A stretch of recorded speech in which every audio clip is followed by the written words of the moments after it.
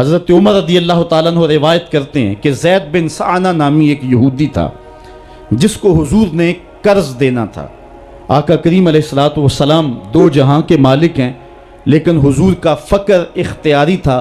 آقا کریم علیہ السلام کے گھر میں بسا اوقات کتنے کتنے دن چولہا نہیں جلا کرتا تھا۔ حضور ادھار لے کر کے لوگوں کی مصیبتوں کو بھی دور کرتے، اور گھر کا چولہا بھی بعض اوقات ادھار لے کے گرم کرنا پڑتا۔ اعلیٰ حضرت فرماتے ہیں مال کے کونین ہیں گو پاس کچھ رکھتے نہیں، دو جہاں کی نعمتیں ہیں ان کے خالی ہاتھ میں۔ تو کہتے ہیں کہ ایک دن حضور علیہ السلام کی خدمت میں ایک شخص حاضر ہوا جس کا نام زید بن سعانہ ہے اور یہودی ہے، اور اس نے حضور علیہ السلام سے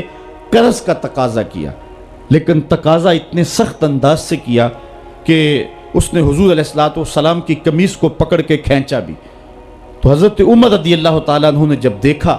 تو بڑے گھور کے اس کی جانب دیکھا اور اس کو پیچھے ہٹاتے ہوئے کہا کہ تجھے شرم نہیں آ رہی کہ اللہ کے رسول کے ساتھ کیسے سلوک کر رہا ہے اور میں تیرے سامنے موجود ہوں؟ تو حضرت نبی رحمت صلی اللہ علیہ وسلم نے حضرت عمر کو کہا، عمر مجھے تجھ سے اس بات کی توقع نہیں تھی۔ ذرا غور کیجئے حضور علیہ السلام کی اس سیرت کے انداز کو۔ ایک شخص آ رہا ہے اور حضور سے سختی کر رہا ہے، ابھی حضور کو قرض لٹانے کی جو تاریخ ہے اس میں بھی 4 دن باقی رہتے ہیں، اور وہ ناجائز سختی کر رہا ہے۔ حضرت عمر رضی اللہ تعالیٰ عنہ نے جب اس کو گھورا اور سختی کی تو حضور علیہ السلام نے فرمایا، عمر مجھے تیرے سے اس بات کی توقع نہیں تھی، تمہارا کام تو یہ تھا کہ مجھے حسن ادا کی تلقین کرتے کہ اچھے انداز سے قرض واپس کرو، اور اس کو جو ہے وہ نرمی کی تلقین کرتے، اور پھر آقا کریم علیہ السلام نے فرمایا اس کا قرض ادا کر دو، اور اے عمر جو تم نے اس کو گھورا ہے اس کے بدلے میں 20 وسق زیادہ کھجوریں بھی تم اس کو دو گے۔ تو زید بن سعانہ نے جب حضور علیہ السلام کی اس سیرت اور اس کردار کو دیکھا، اور حضرت عمر رضی اللہ تعالیٰ عنہ 20 وسق اس کو کھجوریں دے رہے تھے، تو اس نے حضرت عمر کو بتایا کہ میں یہودی ہوں اور میں نے تورات کے اندر نبی آخر الزماں کی شان اور عظمتوں کے بیان کو پڑھا ہے، یہ بات ابھی رہ گئی تھی، باقی ساری نشانیاں میں نے حضور میں دیکھ لی تھی، اب یہ نشانی رہ گئی تھی، آج میں نے یہ بھی دیکھ لی۔ اور پھر وہ حضور کی خدمت میں حاضر ہو کر اسلام کے دائرے میں داخل ہو کر حضور کا عبدی غلام بن۔ حضرت معاذ بن جبل رضی اللہ تعالیٰ عنہ فرماتے ہیں کہ ایک دن حضور گلی سے گزر رہے تھے اور میں ایک جانور کی کھال اتار رہا تھا، اور مجھے کھال اتارنے کا طریقہ نہیں تھا، مجبوراً مجھے کھال اتارنا پڑی۔ تو حضور گزرے تو مجھے دیکھا کہ معاذ بن جبل کو کھال اتارنا نہیں آ رہی، تو حضور رک گئے اور آقا کریم نے فرمایا، معاذ ٹھہرو ذرا میں تمہیں بتاتا ہوں کہ بکری کی کھال کیسے اتاری جاتی۔ اور آقا کریم آگے بڑھے اور حضور نے خود جو ہے وہ کھال اتاری، اور پھر مجھے فرمایا، معاذ ایسے کھال اتارا کرتے ہیں۔ آج ہم اپنے بڑے پن کو اور اپنی عظمت کو اس انداز سے لوگوں کے سامنے رکھنا چاہتے ہیں کہ ہم جو ہے وہ ٹشو کا ایک ٹکڑا بھی نہیں پکڑ سکتے، اور وہ بھی پکڑانے کے لیے ہمارے پاس ایک خادم موجود ہوتا ہے۔ لیکن آقا کریم علیہ السلام کی زندگی اور حضور علیہ السلام کی سیرت کی سادگی کا حسن اور جمال یہ ہے کہ حضور اپنے کپڑوں کو خود مرمت کر لیتے ہیں اور اپنے دیگر کام خود کرتے ہیں اور بطیب خاطر کرتے ہیں، اور اس میں کوئی چیز اپنے لیے شرمندگی کی محسوس نہیں کرتے ہیں۔ حضرت حسن رضی اللہ تعالی عنہ حضور علیہ السلام کے نواسے بھی ہیں، اور آقا کریم علیہ السلام کی صحابیت کا شرف بھی پایا ہے۔ کہتے ہیں کہ کانا یجلس علی الارض، حضور علیہ السلام کی سیرت یہ ہے کہ حضور زمین پہ بیٹھ جاتے تھے، زمین پر بیٹھنے میں حضور شرمندگی محسوس نہیں کیا کرتے تھے، اس کو اپنے سٹیٹس کے خلاف نہیں سمجھا کرتے تھے، زمین کے اوپر حضور بیٹھ جایا کرتے تھے،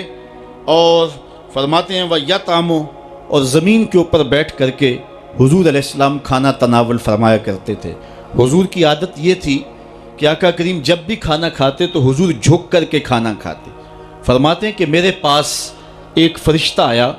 جو کعبۃ اللہ کے صحن میں کھڑا تھا، اور اس کی کمر کعبۃ اللہ کی چھت کے برابر تھی، اتنا اس کا قد تھا، اور اس نے مجھے کہا کہ آپ اگر چاہیں تو آپ کو نبی اور بادشاہ بنا دیتے ہیں، اور آپ اگر چاہیں تو آپ کو عبد اور نبی بناتے ہیں۔ تو فرماتے ہیں کہ میں نے جبریل کو دیکھا، اور جبریل مجھے اشارے سے تواضع کا حکم دے رہے ہیں، تو میں نے عرض کی کہ میں نبی اور عبد بننا چاہتا ہوں۔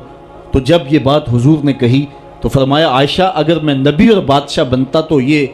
جتنے بھی پہاڑ ہیں یہ سونا بن کے میرے ساتھ چلتے، لیکن میں نے اس بات کو اختیار نہیں کیا۔ اور اس کے بعد حضور علیہ السلام جب بھی کبھی کھانا کھاتے تو حضور جھک کر کے کھاتے، جس طرح مالک کی دہلیز سے خیرات ملتی ہے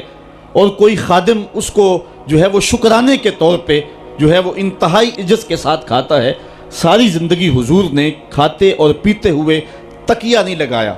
ہاتھ میں پلیٹ پکڑ کے اکڑ کے یا ٹہل کر کے یا جو ہے وہ بالکل سیدھے ہو کے نہیں، تھوڑا سا جھک کر کے بغیر تکیے کے حضور علیہ السلام کھانا کھانا پسند فرمایا کرتے تھے، اور فرماتے میں اس طرح کھاتا ہوں جس طرح بندے کھاتے ہیں، اور میں اس طرح بیٹھتا ہوں جس طرح اس کے عبد اور اس کے بندے بیٹھتے ہیں۔ یہ حضور علیہ السلام کا طریقہ ہے۔ ایک دن آقا کریم علیہ السلام ایک چٹان کے اوپر بیٹھے تھے اور حضور علیہ السلام قدید کھا رہے تھے۔ یہ خشک گوشت جو کر کے اس کو بعد میں جب پکایا جاتا ہے تو اس کو قدید کہتے ہیں، یا سرید تھی، حضور کھا رہے تھے۔ تو ایک خاتون وہ گزری اور اس کے بارے میں اہل علم کہتے ہیں کہ وہ بڑی زبان دراز تھی اور وہ مردوں کو بھی ایسی ایسی باتیں کرتی کہ لوگ جو ہے وہ اس کی شر سے بچا کرتے تھے۔ تو اس نے کہا کہ آپ تو ایسے کھا رہے ہیں جس طرح کے عبد کھاتے ہیں۔ تو حضور علیہ السلام نے فرمایا اگر میں عبد نہیں ہوں تو کون عبد ہے؟ فرمایا میں سب سے بڑا عبد ہوں۔ تو جب یہ بات سنی تو اس کے قدم رک گئے اور اس نے حضور علیہ السلام کی خدمت میں عرض کی کہ حضور آپ پھر اکیلے ہی کھا رہے ہیں، مجھے بھی کھلائیں۔ تو حضور نے ایک لقمہ اٹھایا، فرمایا لو تم بھی کھا لو۔ تو اس نے کہا یہ نہیں، بلکہ جو آپ کے منہ میں ہے میں وہ کھانا چاہتی ہوں۔ تو حضور علیہ السلام نے اپنے منہ کا نوالا نکال کر کے اس کے منہ میں ڈال دیا۔ تو کہتے ہیں کہ اس کے بعد کبھی بھی اس کی زبان پر کبھی فحش بات آئی نہیں تھی۔ حضور کے جوتے کی وہ برکت تھی اور اس کا وہ فیضان تھا کہ اس کے اندر ایسی روشنی ہو گئی۔ پہلے وہ سخت لعان تھی، گالیاں دینے والی تھی اور فحش گفتگو کرنے والی تھی، لیکن حضور علیہ السلام کے جوتے کی برکت سے اللہ تعالیٰ جل شانہ نے اس کی زبان کو حسن بھی دے دیا اور جمال بھی عطا فرما دیا۔ تو حضور علیہ السلام کی عادت تھی کہ آقا کریم زمین پہ بیٹھ کے کھاتے، جھک کے کھاتے، فرماتے میں ایسے کھاتا ہوں جس طرح عبد کھاتے ہیں۔ وَيَلْبَسُ الْغَلِيظ، اور آقا کریم علیہ السلام موٹے کپڑے پہنتے تھے،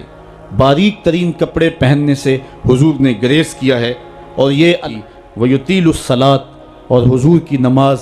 لمبی ہوا کرتی تھی۔ وَيُقَصِّرُ الْخُطْبَةَ، اور خطبہ حضور مختصر فرمایا کرتے تھے۔ وَلَا يَانِفُ أَن يَمْشِيَ مَعَ الْأَرْمَلَةِ وَالْمِسْكِينِ فَيَقْضِي لَهُ الْحَاجَةَ، اور حضور علیہ السلام اس بات میں کوئی شرمندگی محسوس نہیں کیا کرتے تھے کسی مسکین، کسی لاچار، کسی بیوہ، کسی یتیم اور کسی مسکین کے ساتھ چلیں اور اس کے کام آئیں اور مصیبت میں اس کا دکھ بانٹ دیں اور اس کی حاجت کو حضور پورا فرما دیں۔ یہ حضور علیہ السلام کی سیرت کے وہ روشن پہلو ہیں کہ آقا کریم علیہ السلام کی سیرت زمانے کے سامنے ایسا نور بانٹتی ہے، ایسے اجالے پھیلاتی ہے۔ ایک شخص نے حضور علیہ السلام سے وعدہ کیا کہ آپ یہاں رکیں اور میں ابھی آتا ہوں، تو آقا کریم علیہ السلام اس کے انتظار میں وہاں رکے۔ 3 دن گزر گئے اور وہ نہ آیا، چونکہ حضور وعدہ کر چکے تھے کہ میں تیرے آنے تک یہاں رہوں گا۔ تیسرے دن اس کو جا کے یاد آیا تو وہ واپس پلٹا، تو آقا کریم نے جواب میں صرف اتنی بات کہی، آپ نے فرمایا یا فتح قد شککت علیہ، اے نوجوان تو نے تو مجھ کو مشقت میں ڈال دیا۔